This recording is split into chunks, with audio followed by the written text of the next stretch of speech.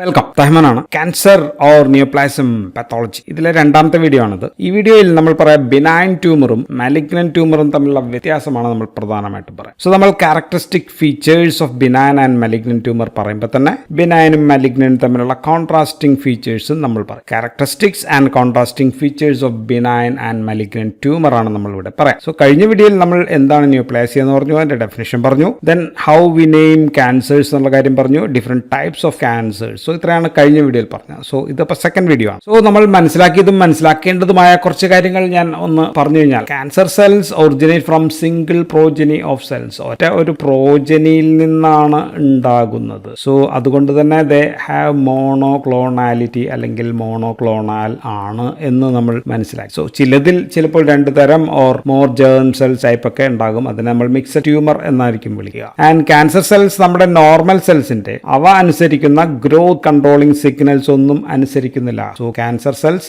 ഡിസ്ഒബേ controlling signals. Controlling signals ഒന്നും അനുസരിക്കാത്ത സെല്ലുകളാണ് cancer cells. So they proliferate rapidly. മറ്റൊരു കാര്യം നമ്മൾ മനസ്സിലാക്കിയത്, they escape death signal. Death സിഗ്നലുകളിൽ നിന്ന് അവർ എസ്കേപ്പ് ചെയ്യുന്നു. സോ ഡെത്ത് സിഗ്നലുകളിൽ നിന്ന് ഒഴിവാകുമ്പോൾ they become immortal cells. So immortal cells ആകുന്നു. മറ്റൊരു കാര്യം, ക്യാൻസറിൽ there is an imbalance between എന്താണ് സെൽ ഗ്രോത്ത് റേറ്റ് അല്ലെ, ഗ്രോത്ത് റേറ്റും ഡെത്ത് റേറ്റും തമ്മിലുള്ള ബാലൻസ് ഉണ്ട്. So there is a imbalance. So growth rate കൂടുതലും അവിടെ ഡെത്ത് റേറ്റ് കുറവും ആയിരിക്കും. ആൻഡ് അടുത്തൊരു കാര്യം, they lose their properties of normal cells. Normal സെൽസിന്റെ ഒരു പ്രോപ്പർട്ടിയും അവർക്കില്ല. നോർമൽ സെൽസിന്റെ പ്രോപ്പർട്ടി ഒന്നും ഇല്ലാത്തതുകൊണ്ട് സോ നോ ഫങ്ഷൻസ് ഒന്നും അവയ്ക്കില്ല, ക്യാൻസർ സെല്ലിനില്ല. മറ്റൊരു പ്രശ്നം, ഹൈ ഗ്രോത്ത് റേറ്റ് ഉള്ളത് മൂലം, ഗ്രോത്ത് റേറ്റ് കൂടുന്നത് മൂലം they are genetically instable or unstable ആണ്. സോ അതുകൊണ്ട് എന്താ സംഭവിക്കുക, മ്യൂട്ടേഷൻസ്, ധാരാളം ന്യൂവർ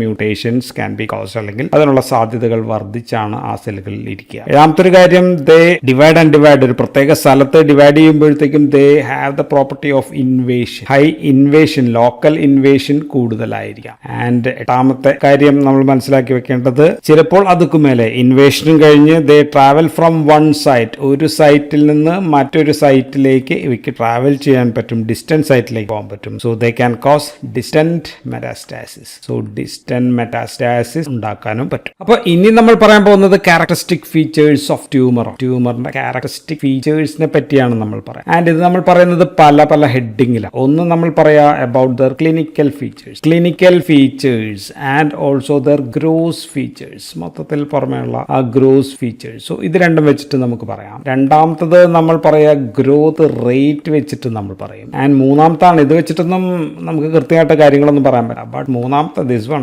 മൈക്രോസ്കോപ്പിക് ഫീച്ചേഴ്സ് വെച്ചിട്ട് നമുക്ക് കൃത്യമായിട്ട് ബിനൈൻ ട്യൂമർ, മാലിഗ്നന്റ് ട്യൂമർ ഒക്കെ നമുക്ക് കൃത്യമായിട്ട് പറയാൻ പറ്റും. ആൻഡ് നാലാമത്തത് ദർ ഇൻവേസീവ്നെസ്സിനെ കുറിച്ചിട്ടും ആൻഡ് ഓൾസോ മെറ്റാസ്റ്റാസിങ് എബിലിറ്റിയെ കുറിച്ചും നമ്മൾ അത് വെച്ചിട്ട് നമ്മൾ ക്ലാസിഫൈ ചെയ്യും. ആൻഡ് ഫൈനലി അഞ്ചാമത്തത് their prognosis, what happens next എന്ന കാര്യവും കൂടി നമ്മൾ പറയും. സോ നമ്മൾ ഇത്രയും കാര്യം വെച്ചിട്ട് ഡിസ്കസ് ചെയ്യുമ്പോൾ നമുക്ക് എന്താണ് ബിനൈൻ ടൈപ്പ് ഓഫ് ക്യാൻസർ എന്താണെന്ന് മനസ്സിലാകും, നമുക്ക് മാലിഗ്നന്റ് ടൈപ്പ് ഓഫ് ക്യാൻസർ എന്താണെന്ന് കൃത്യമായിട്ട് നമുക്ക് മനസ്സിലാക്കും. മാത്രമല്ല എന്തുകൊണ്ടാണ് നമ്മളിപ്പോൾ ബിനൈൻ ക്യാൻസർ അത്ര ഗുരുതരമായിട്ട് കണക്കാക്കാത്തതെന്നും വൈ ദിസ് മാലിഗ്നന്റ് ട്യൂമർ എന്തുകൊണ്ടാണ് ഇത്ര അപകടകാരിയാകുന്നതും എന്ന് നമുക്ക് മനസ്സിലാക്കും. ആൻഡ് ഈ ഫൈനലിൽ നമ്മൾ ഈ പറയുന്ന invasiveness and spread, invasiveness to near tissues and metastasis നമ്മൾ കുറച്ചുകൂടി ഡീറ്റെയിൽ ആയിട്ട് നമ്മൾ അടുത്ത വീഡിയോയിൽ സെപ്പറേറ്റ് ആയിട്ടായിരിക്കും പറയുക. അപ്പോൾ നമുക്ക് difference between benign and malignant എന്ന ചോദ്യം ആൻസർ ചെയ്യാനുള്ള ഒരു ഭാഗം മാത്രം ഞാൻ ഇവിടെ പറയാം. നമുക്ക് ആദ്യം ഗ്രോത്ത് റേറ്റിനെ പറ്റി പറയാം. ഗ്രോത്ത് റേറ്റ് നോക്കിക്കഴിഞ്ഞാൽ ഇപ്പോൾ ഒരു ക്യാൻസർ, ഒരു സെന്റിമീറ്റർ വലുപ്പത്തിൽ ഒരു ക്യാൻസർ വളരാൻ ഒരു സെല്ല് 10⁹ ടൈംസ് ഇത്രയും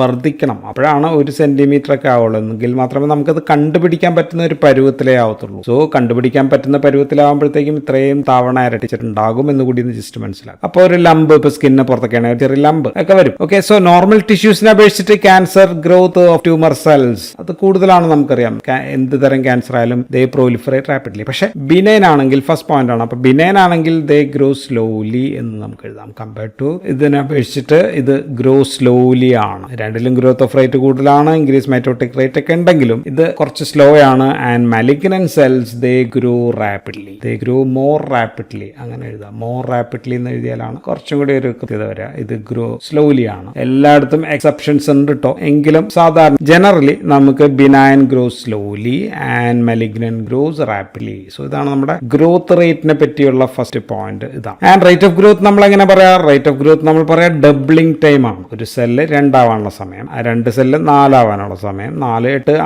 അങ്ങനെ പോകും, ഇരട്ടിയാവാനുള്ള സമയമാണ്. സോ ഇൻക്രീസ്ഡ് മൈറ്റോട്ടിക് റേറ്റും decrease low rate. Increased mitotic rate കൂടുതലായിരിക്കും, അപ്പം മരണം സംഖ്യയും കുറവായിരിക്കും. ഡിക്രീസ്ഡ് ഡെത്ത് റേറ്റ് ഇതിനാണ് കോൺട്രിബ്യൂട്ട് ചെയ്യുമ്പോഴാണ് ഒരു സംഭവം വളരുക. ഇനി ഈ വളർച്ചയെ പറ്റി പറയുമ്പോൾ ചിലപ്പോൾ ചിലത് വേഗത്തിൽ അങ്ങ് വളരും, ചിലത് പിന്നീട് അങ്ങ് സ്ലോ ആയി പോകും, അങ്ങനെ വളരാം. ചിലപ്പോൾ ചില സ്പ്രെഡ് കുറവായിരിക്കും, ആദ്യമൊക്കെ വളരെ സ്ലോയിലായിരിക്കും, പിന്നീട് ഒരു പെട്ടെന്ന് ഒരു അഗ്രസീവ് ക്ലോൺ ഓഫ് സെൽസ് ഉണ്ടാകുക എന്നായിരിക്കും, എന്നിട്ട് അത് പെട്ടെന്ന് അങ്ങ് വളരാം, അങ്ങനെയും വളരാം. ദെൻ ഇനി അത്യപൂർവമായിട്ടൊരു വളർച്ചയുണ്ട്, അതൊരു പ്രൈമറി സൈറ്റിൽ ഇപ്പോൾ ഈ ഏരിയയിലാണ് വളരുക എന്ന് വിചാരിക്കാം. പെട്ടെന്ന് ഒരു ദിവസം അത് അപ്രത്യക്ഷമാവും, സ്പോണ്ടേനിയസ്ലി അത് അപ്രത്യക്ഷമാവുന്നു. മിക്കവാറും ഇമ്മ്യൂൺ ആക്ഷനോ എന്തെങ്കിലുമൊക്കെ മൂലമാകാം. പിന്നീട് ഇത് ഈ സൈറ്റിലല്ല പിന്നെ കാണാം, പിന്നെ മറ്റൊരു സൈറ്റിൽ നമുക്കിത് കാണാനായിട്ട് വരും, സെക്കൻഡറി ആയിട്ട് വരാം. ഉദാഹരണം അങ്ങനെ വരുന്ന ഒരു ക്യാൻസർ ആണ് കോറിയോ കാർസിനോമ അങ്ങനെ വരാം, മാലിഗ്നന്റ് മെലനോമ അങ്ങനെ കണ്ടിട്ടുണ്ട്. ഇതൊക്കെ റയറാണ് എങ്കിലും ഉണ്ടാവാം. ഇനി ഇതിനോടൊപ്പം തന്നെ പറയാവുന്ന ഒരു 2 ടേംസ് കൂടി നമുക്കൊന്ന് പറഞ്ഞിട്ട് പോകാം. ഇത് ബാക്കിയുള്ളവർക്കൊക്കെ നമുക്ക് ആവശ്യം വരും. അത്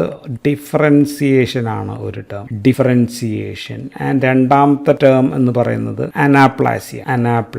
ഈ 2 ടേം ഒന്ന് പറഞ്ഞിട്ട് പോകാം. സോ ഒരു സെല്ല് വളരുന്നു, വെറുതെ വളർന്നാൽ മാത്രം പോരല്ലോ, ഏത് സെല്ലിൽ നിന്നാണ് ഉണ്ടാവുന്നത്. ഇപ്പോൾ ഇതാണ് ഒരു സെല്ലെങ്കിൽ ഇതേപോലെ തന്നെ ഇരിക്കണം അടുത്ത് ഉണ്ടാവുന്ന സെല്ലും, അല്ലെ? സോ ഡിഫറൻസിയേഷൻ എന്ന് പറഞ്ഞു കഴിഞ്ഞാൽ extend to which the tumour cells, ഇതാണ് ട്യൂമർ സെൽസ് എങ്കിൽ എത്ര എക്സ്റ്റെൻഡ് ഇതിനോട് ഐഡന്റിക്കൽ ആണ് ടു നോർമൽ സെൽസ്. അത് ഒരു കാര്യത്തിൽ മാത്രം പോരാ, 2 കാര്യത്തിൽ വേണം. ബോത്ത് ഇൻ മോർഫോളജിക്കലി, നോട്ടത്തിൽ ലുക്കിലും വേണം, and also in functions. So both in morphologically and functionally how much identical to this normal cells, അതാണ് ഡിഫറൻസിയേഷൻ. ഇപ്പൊ സെൽ ഡിഫറൻസിയേറ്റ് ചെയ്യുന്നു. ഇപ്പൊ ഇതൊരു ബ്ലാസ്റ്റ് ഓഫ് സെൽസ് ആണെങ്കിൽ അതിൽ നിന്ന് ഇപ്പൊ WBCയുടെ ഒരു ഗ്രാനുലോസ് ആയിട്ട് ഉണ്ടായിരുന്നായിരിക്കും, അതിൽ തന്നെ ന്യൂട്രോഫിൽ. ഓക്കെ, ഉണ്ടാകുമ്പോൾ ന്യൂട്രോഫിൽ ആയിരിക്കണം, അല്ലെങ്കിൽ ഇതുപോലെ ഇരുന്നിട്ട് കാര്യമില്ല. സോ ന്യൂട്രോഫിൽ ആണെങ്കിൽ ഇത് ഈസ് വെൽ ഡിഫറൻഷിയേറ്റഡ് എന്നായിരിക്കും നമ്മൾ പറയാം. So differentiation means extend to which the tumour cells are identical to the normal cells both morphologically and also functionally. കണ്ടാലുള്ള ലുക്കിലും ചെയ്യുന്ന പണിയിലും സാമ്യം വേണം. There close resemblance to the original parenchymal cells. So അപ്പോൾ നമുക്ക് പല രീതിയിൽ പറയാം. ഇറ്റ് ക്യാൻ ബി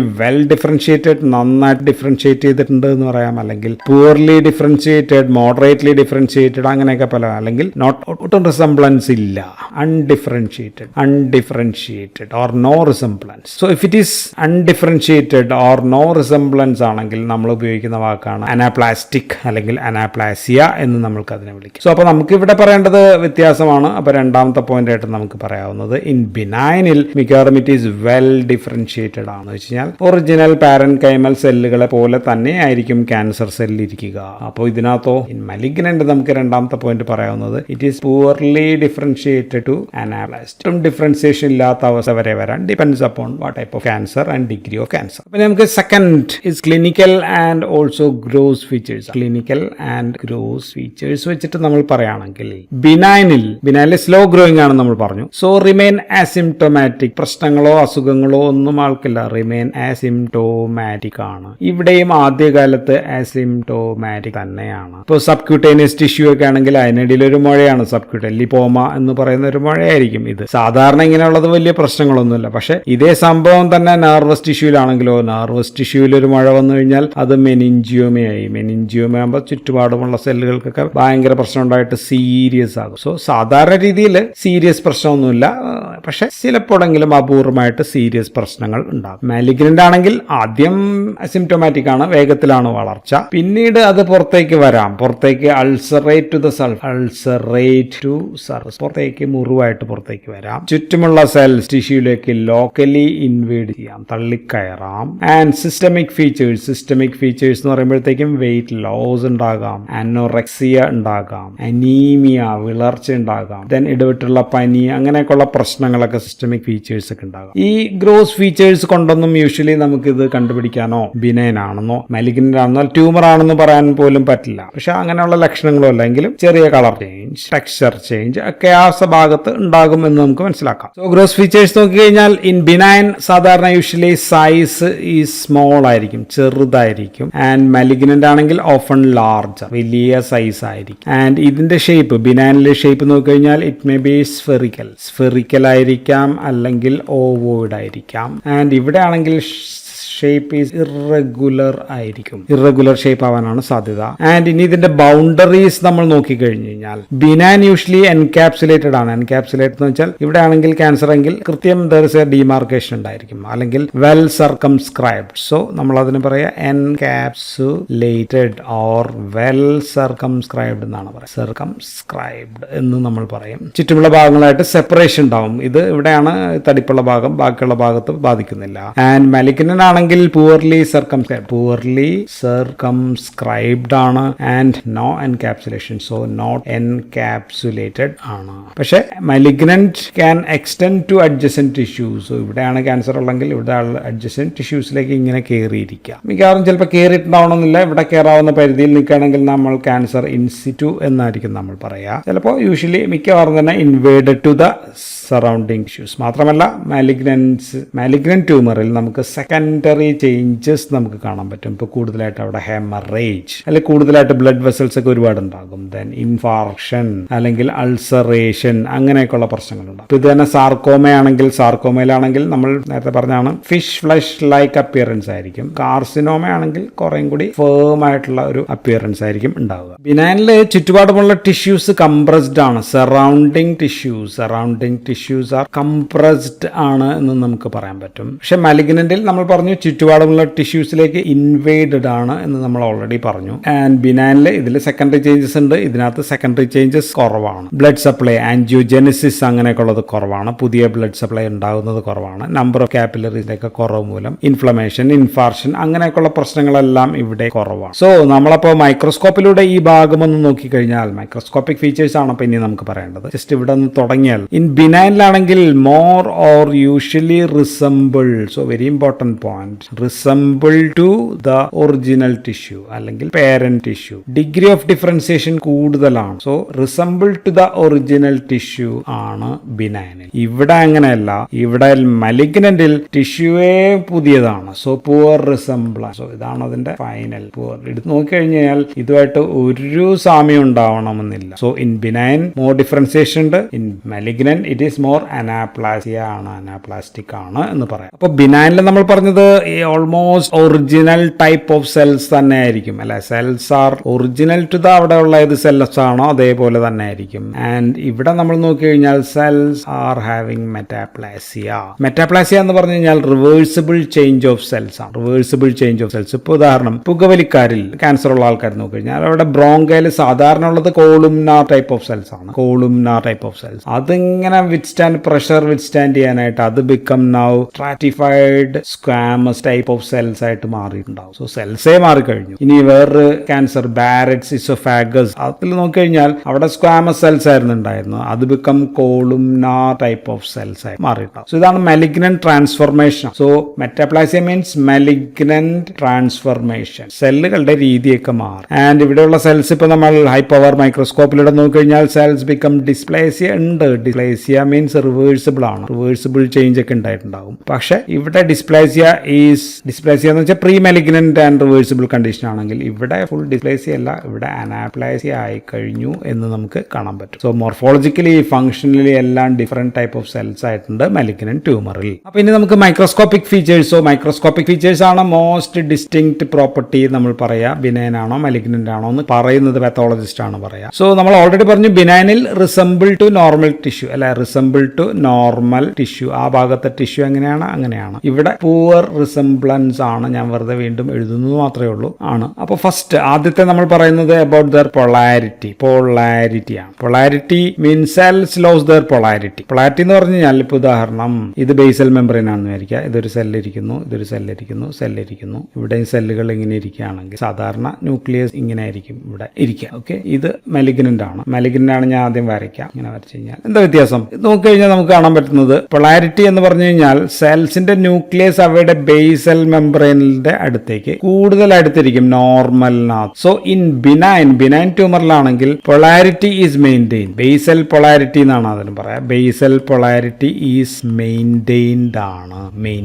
പക്ഷെ മാലിഗ്നന്റിൽ ഈ basal polarity is loss. No basal polarity. Cells അവയുടെ ബേസൽ മെമ്പറൈനിൽ പോലും ഇരിക്കുന്നില്ല. പിന്നെ അല്ലെ ന്യൂക്ലിയസ് ഇവിടെ ഇരിക്കുക. ന്യൂക്ലിയസ് അവിടെ ഇവിടെ ആയിട്ടായിരിക്കും ഇരിക്കുക. ആൻഡ് ആൻഡ് രണ്ടാമത്തെ നമ്മൾ പറയുന്നത് സെൽസിനെ പറ്റിയാണ്.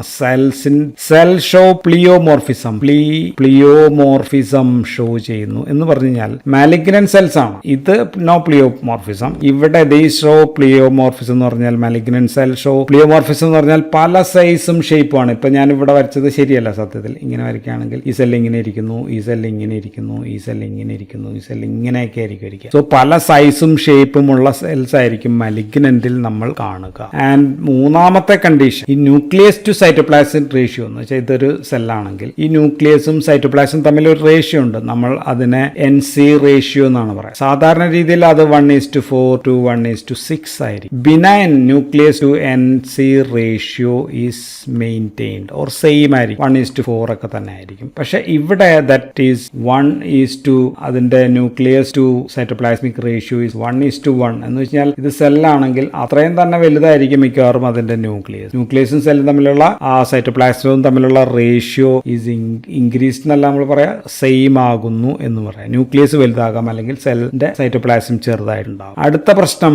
നാലാമത്തെ പ്രശ്നം ആനിസോ ന്യൂക്ലിയോസിസ് ആണ്. ആനിസോ ന്യൂക്ലിയോസിസ് എന്ന് പറഞ്ഞാൽ പ്ലിയോമോർഫിസം തന്നെയാണ്. പ്ലിയോമോർഫിസം നമ്മൾ സെല്ലിന്റെ ആണ് നേരത്തെ പറഞ്ഞത്. ഇപ്പൊ പ്ലിയോമോർഫിസം ഓഫ് ന്യൂക്ലിയസ് ആണ്. ഇവിടെ ന്യൂക്ലിയസ് ഞാൻ വരച്ചിട്ടില്ല. ന്യൂക്ലിയസിന് പല ഷേപ്പ്, ഇത് ഇങ്ങനെ പലതരം ഷേപ്പും ഫിഗറും ഒക്കെ ആയിട്ട് ന്യൂക്ലിയസ് വരികയാണെങ്കിൽ ഇങ്ങനെ ഇവിടെ പല ഇതൊക്കെ ആയിട്ടൊക്കെ വരികയാണെങ്കിൽ അതിനാണ് size and shape of nucleus varies. Okay, ഒരുപാട് ന്യൂക്ലിയസ് ആകാം, വലിയ ന്യൂക്ലിയസ് ആകാം, ക്ലംബ് ഓഫ് ന്യൂക്ലിയസ് ആകാം. ബിനൈനിൽ ദിസ് ഈസ് നോർമൽ ആണ്. ഓക്കെ, ഇനി അടുത്ത പ്രശ്നം, അഞ്ചാമത്തെ പ്രശ്നം, ഹൈപ്പർ ക്രോമാറ്റിസം. ന്യൂക്ലിയസ് കൂടുമ്പോൾ ന്യൂക്ലിയസിനകത്ത് സെല്ലിനകത്ത് കൂടുമ്പോൾ ന്യൂക്ലിയസിനകത്ത് ന്യൂക്ലിയോ പ്രോട്ടീൻസ് ഉണ്ടല്ലോ. ന്യൂക്ലിയോ പ്രോട്ടീൻ കൂടുമ്പോൾ നമ്മൾ സ്റ്റെയിൻ ചെയ്യുമ്പോൾ ആ ന്യൂക്ലിയോ പ്രോട്ടീൻ കൂടുതൽ കളർ എടുക്കും. സോ DNA അതിന്റെ ഒപ്പം DNA കൂടുന്നുണ്ട്. DNA പോളിപ്ലോയിഡി ഒക്കെ കാണിക്കുന്നുണ്ട്. സോ DNA കൂടുതലാണ്. അപ്പോൾ in benign there is no hyperchromatism, but here this in malignant shows hyperchromatism കാണിക്കും. ഇനി ബിനൈനിൽ nucleolus is not prominent. Nucleolus എന്ന് വെച്ചാൽ ഇത് ന്യൂക്ലിയസിന് ചുറ്റുമുള്ള സംഭവമാണ്. അത് is not prominent or normal ആയിരിക്കും. പക്ഷെ മാലിഗ്നന്റിനകത്തോ ദിസ് ഈസ് പ്രോമിനന്റ് ന്യൂക്ലിയോലസ് ആണ്. പ്രോമിനന്റ് ആയിട്ട് ന്യൂക്ലിയോലസ് കാണും. ഇനി അടുത്ത നോക്കുന്നത് നമ്മൾ മൈറ്റോസിസ് നോക്കിക്കഴിഞ്ഞാൽ സാധാരണ സെൽ ഡിവൈഡ് ചെയ്യുമ്പോൾ ഒരു സെൽ ഡിവൈഡ് ചെയ്യുന്നത് രണ്ടാണ് അല്ലേ. അപ്പോൾ ഈ രണ്ട് സെല്ലിന്റെയും ഡിവൈഡ് ചെയ്യുന്നതിന് മൈറ്റോട്ടിക് സ്പിൻഡിൽ ഇവിടെയും നമുക്ക് കാണാൻ പറ്റും. ഇങ്ങനെ പുൾ ചെയ്യുമ്പോഴത്തേക്ക് രണ്ടായിട്ട് മാറും. പക്ഷേ അപ്പൊ ടിപ്പിക്കലാണ്. So in benign typical mitosis വലിയ വ്യത്യാസങ്ങളൊന്നുമില്ല. പക്ഷെ ഇവിടെ അബ്നോർമൽ ആണ്. അബ്നോർമൽ മൈറ്റോസിസ് എന്ന് വെച്ച് കഴിഞ്ഞാൽ ഇവിടെ ഇപ്പോൾ സെല്ല് ഡിവൈഡ് ചെയ്യാന്ന് വെച്ചോ, ഈ സെല്ലാണ് ഡിവൈഡ് ചെയ്യണമെങ്കിൽ ഇവിടെ കാണാം, ഇവിടെ സാധാരണ രണ്ട് സ്ഥലത്തായിരിക്കും. ഇവിടെ ഇങ്ങനെ വന്നു കഴിഞ്ഞാൽ നമ്മൾ ട്രൈപോളാർ എന്ന് പറയാം. 4 വശത്തുണ്ടെങ്കിൽ ക്വാഡ്രിപോളാർ എന്ന് പറയാം, അല്ലെങ്കിൽ മൾട്ടിപോളാർ. പല സ്ഥലത്തേക്ക് അങ്ങോട്ടും ഇങ്ങോട്ടും ഒരു സെല്ല് 5, 6 ഒക്കെ ഡിവൈഡ് ചെയ്യാനായിട്ടുള്ള പോകുന്ന പോക്കാണ്. So because of increased chromosomes and also increase spindle, ക്രോമോസോമും കൂടുതലാണ്, മൈറ്റോട്ടിക് സ്പിൻഡിലും കൂടുതലാണ്. സോ അബ്നോർമൽ മൈറ്റോസിസ് എന്ന് നമുക്ക് എഴുതാം. ഇനി നമുക്ക് എഴുതാനുള്ളത് ബിനൈനിൽ ക്രോമസോമൽ അബ്നോർമാലിറ്റി ഇൻഫ്രീക്വന്റ് ആണ്. സാധാരണ രീതിയിൽ ക്രോമസോമൽ അബ്നോർമാലിറ്റി ഇല്ല. പക്ഷെ in malignant chromosomal abnormality is invariably present, മിക്കവാറും ഉണ്ടാകും, ഇൻവേരിയബിളി പ്രസന്റ് ആയിരിക്കും. ഇനി ബിനൈനിൽ നമുക്ക് ട്യൂമർ ജാന്റ് സെൽസ് അത് ഉണ്ടാവാം, മേ ബി എന്നാണ് നമ്മൾ എഴുതുക, മേ ബി പ്രസന്റ്. പക്ഷെ മാലിഗ്നന്റിൽ there is tumour giant cells will be present ഉണ്ടായിരിക്കും വിത്ത് എറ്റിപ്പിക്കൽ ന്യൂക്ലിയുള്ള വലിയ ജാന്റ് സെൽസ് നമുക്ക് കാണാനായിട്ട് പറ്റും ഇൻ മാലിഗ്നന്റ് ട്യൂമർ. സോ ഇങ്ങനെ ഉണ്ടായ സെല്ലുകൾ ഇനി അവയുടെ ഫങ്ഷൻസ് ചെയ്യുന്നുണ്ടോ എന്ന് ചോദിച്ചു കഴിഞ്ഞാൽ ബിനൈനിലാണെങ്കിൽ ഫങ്ഷൻസ് ആർ യൂഷ്വലി മെയിൻറ്റെയിൻ. ആ സെല്ലുകൾ ചെയ്യേണ്ട ഫങ്ഷൻ ആ പുതിയതായിട്ടുണ്ടായ സെല്ലുകളും ചെയ്യുന്നുണ്ടായിരിക്കും. പക്ഷെ in malignant this can be ഒന്നുകിൽ ചെയ്യാതിരിക്കാം, റീറ്റെയിൻഡ് ആയിരിക്കാം, ചെയ്യുന്നുണ്ടായിരിക്കാം, ഓർ ലോസ്റ്റും ഇല്ല, അല്ലെങ്കിൽ അബ്നോർമൽ ആയിട്ട് മറ്റെന്തെങ്കിലുമൊക്കെ ആയിരിക്കും ചെയ്തുകൊണ്ടിരിക്കുക. അടുത്ത പ്രോപ്പർട്ടി ഇൻവേഷൻ ആൻഡ് മെറ്റാസ്റ്റാസിസിലേക്ക് വന്നു കഴിഞ്ഞാൽ നമുക്ക് ജസ്റ്റ് ഒന്ന് പറഞ്ഞു പോകാം. ഒരു ഡീറ്റെയിൽ ആയിട്ട് നമുക്ക് അടുത്ത വീഡിയോയിൽ പറയാമെന്ന് പറഞ്ഞു. ഒരുപാട് പറഞ്ഞാൽ ഇവിടെ വീഡിയോയുടെ ലെങ്ത് വെറുതെ കൂടും. സോ ഇൻ ബിനൈൻ ചുറ്റുപാടുമുള്ള ടിഷ്യൂസ് ആർ കംപ്രസ്ഡ് അല്ലെ, നമ്മൾ ഓൾറെഡി പറഞ്ഞാണ്. Surrounding tissues R compressed. അവിടെ ഇൻവേഷൻ ഉണ്ടോ? നോ ഇൻവേഷൻ ഇല്ല. പക്ഷെ ഇവിടെ അങ്ങനെയല്ല. ഇവിടെ ദ ടിഷ്യൂ ഇൻഫിൽട്രേറ്റ്സ്, അകത്തേക്ക് നുഴഞ്ഞു കയറുകയാണ്, ഓർ ഇൻവേഡ്സ് ഇൻടു അഡ്ജസന്റ് ടിഷ്യൂ, അടുത്ത ടിഷ്യൂലേക്ക് കടന്ന് കയറുകയാണ്. ആൻഡ് ഓൾസോ ദർ ഈസ് ഇവിടെ നോ മെറ്റാസ്റ്റാസിസ്. ഇവിടെ മെറ്റാസ്റ്റാസിസ് എന്ന പ്രശ്നം ഇല്ല. പ്രശ്നം ഇവിടെ ഇല്ല. പക്ഷെ ഇവിടെ there is metastasis is present, usually present. അപ്പൊ ഇനി നമുക്ക് ഫൈനൽ നോക്കാനുള്ളത് ഇവിടെ വാട്ട് ഈസ് ദ പ്രോഗ്നോസിസ് കഴിഞ്ഞാൽ ഇവിടെ സാധാരണ ഉണ്ടാകാവുന്നത് ലോക്കൽ കോംപ്ലിക്കേഷൻസ് മാത്രമാണ്. ഇത് നമുക്ക് ആ ഭാഗം എടുത്തങ്ങ് മാറ്റി കഴിഞ്ഞാൽ ഈ ലോക്കൽ കോംപ്ലിക്കേഷൻ അവിടെ തീരും. പക്ഷെ ഇവിടെ death can occur due to local complications and also the systemic complications or metastatic complications മൂലം മരണം സംഭവിക്കാം. സോ ഇത്രയും കാരണങ്ങൾ കൊണ്ടാണ് ബിനൈൻ വലിയ പ്രശ്നമല്ല എന്ന് നമ്മൾ പറയുകയും മാലിഗ്നന്റ് ഈസ് അപകടകാരിയാണ് എന്ന് നമ്മൾ പറയുന്നതും ഇത്രയും കാര്യങ്ങൾ കൊണ്ടാണ്. So this the difference between benign tumour and malignant tumour. ഇപ്പൊ നമ്മൾ 5-4 ഹെഡിങ് ആയിട്ടാണ് നമ്മൾ പറഞ്ഞത്. അതിൽ ഏറ്റവും ഇമ്പോർട്ടന്റ് മൈക്രോസ്കോപ്പിക് ഫീച്ചേഴ്സ് ആണ് ഏറ്റവും important to identify whether it's a cancer is a malignant or benign എന്ന് നമ്മൾ പറയുന്നത് ഇത് വെച്ച്. So that's all in this video. Thank you for watching.